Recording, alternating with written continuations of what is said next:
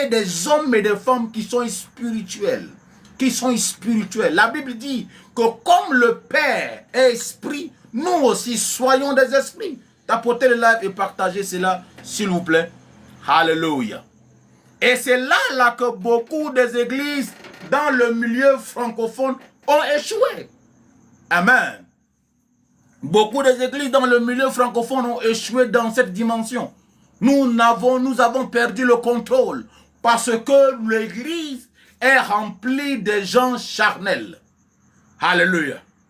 L'évangile de Jésus-Christ, c'est de prendre des hommes charnels et de faire d'eux des hommes spirituels. Ça veut dire quoi? Et nous voyons cela dans le livre de Galates. La Bible dit que ceux qui sont conduits par l'Esprit de Dieu sont spirituels. Il dit ceux qui sont conduits par la chair. Aujourd'hui, nos églises sont remplies des hommes et des femmes qui sont charnels. C'est comme ça que l'église a des problèmes.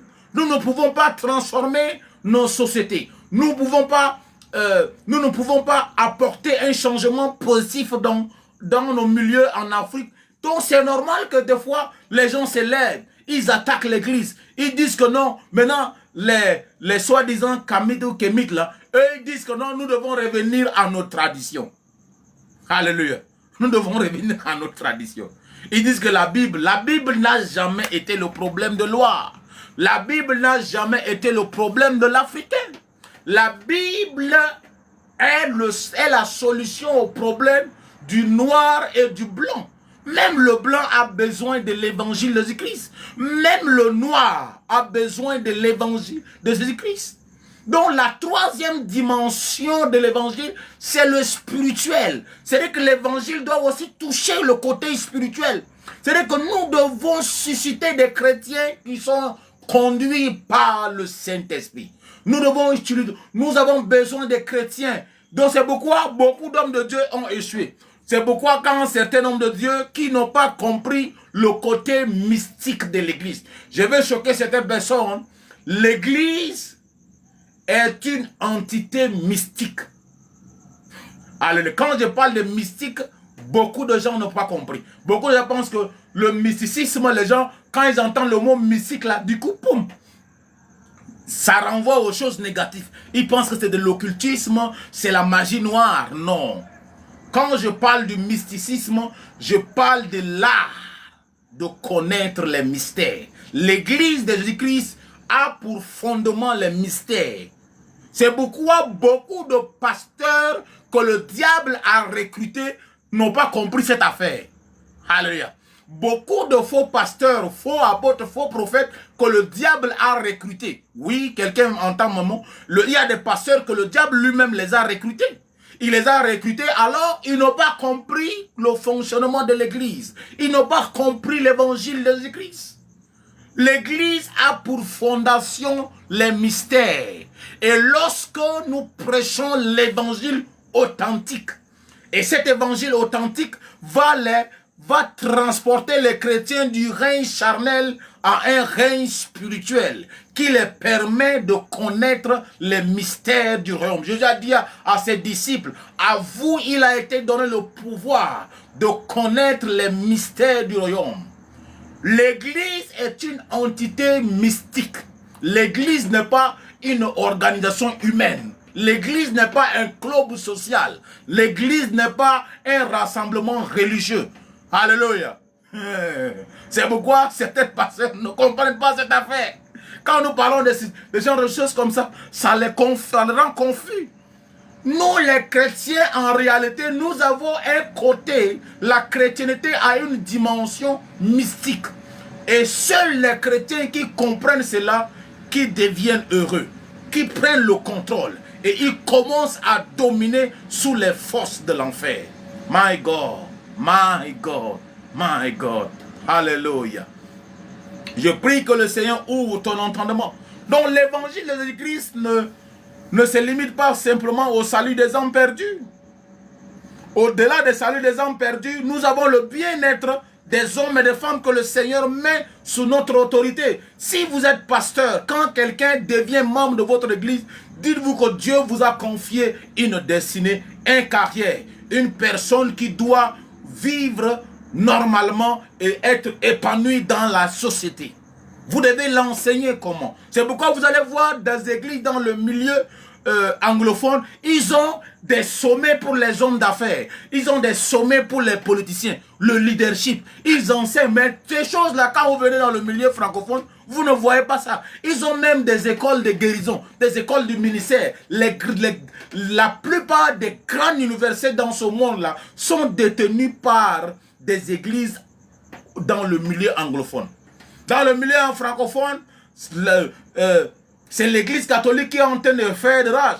Aujourd'hui, beaucoup de chrétiens, beaucoup de pasteurs ignorants et analphabètes que le diable a recruté et a mis à sa solde, c'est là des fois ils attaquent l'église catholique sans comprendre certaines choses. Alors que l'église catholique a compris réellement l'évangile. Beaucoup de pasteurs n'ont pas compris l'évangile. Excusez-moi de le dire, beaucoup de pasteurs n'ont pas compris l'évangile de Jésus-Christ. L'église catholique a compris l'évangile. Alléluia. Partout où vous allez voir l'église catholique s'installer, ils ont un hôpital, ils ont une école. Ils ont un rôle positif à jouer dans la société. Oublions le côté de certains rites religieux qui n'a rien à voir avec nos doctrines et que nous nous attaquons souvent. L'une des églises qui domine le monde aujourd'hui et qui participe même à certaines décisions très importantes dans la société, c'est l'église catholique. Ne soyez pas choqués. L'église catholique, les prêtres catholiques ont compris le secret. Ils ont compris l'évangile. Les églises qui détruisent beaucoup de vies et qui frustrent les gens, excusez-moi de vous le dire, ce sont des églises de réveil. Je suis moi-même de l'église de réveil. Mais je suis désolé de certaines choses qui se passent là-bas. Les églises de réveil, certaines églises de réveil ont appauvri beaucoup de gens. Ont mis certains grands hommes d'affaires à genoux. Quelqu'un qui prospère dans ses affaires, subitement il devient membre d'une église de réveil et on l'appauvrit totalement. Alléluia. C'est parce que nous avons des pasteurs ignorants, analphabètes, des pasteurs qui ont été recrutés par le diable. Alléluia. Ont été recrutés par le diable pour embrouiller les destinées des gens. Alléluia. Donc, quelqu'un vient, on l'embrouille par des faux prophéties, on l'embrouille, finalement on le laisse. Amen. Dieu nous demandera de compte à rendre. Donc, nous, en tant que prédicateurs, en tant qu'évangélistes, si tu es évangéliste et que tu es en train de m'écouter, tu dois te dire que être évangéliste veut dire porteur de bonnes nouvelles. Lorsque nous venons implanter une église dans une région, nous venons implanter une église dans une société, dans une nation, nous apportons une civilisation qui est divine et qui est céleste. Nous apportons un changement dans ce pays. Nous apportons l'équilibre dans cette nation. Nous n'apportons pas seulement les bruits que nous faisons jour et nuit. Alléluia. Où les gens reconnaissent dans toutes nos églises de réveil que nous faisons des bruits. Non. Être éveillé ne veut pas dire faire forcément des bruits. Alléluia. My God.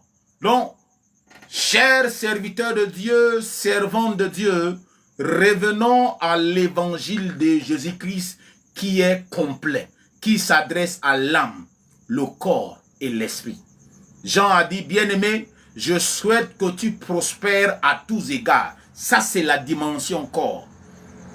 Il dit, comme prospère l'état de ton âme. C'est-à-dire que oui, lorsque la personne donne sa vie à Jésus-Christ, il est sauvé. Il attend le retour du Seigneur Jésus-Christ. Pendant ce moment, cet retour qu'il attend là, il attend sur cette terre. Donc nous, pendant qu'il est sur cette terre, nous l'enseignons. Nous enseignons cette personne-là. Nous le formons à devenir une personne équilibrée dans la société. Une personne équilibrée dans la société. Alléluia. Et nous l'amenons aussi à comprendre les mystères du royaume.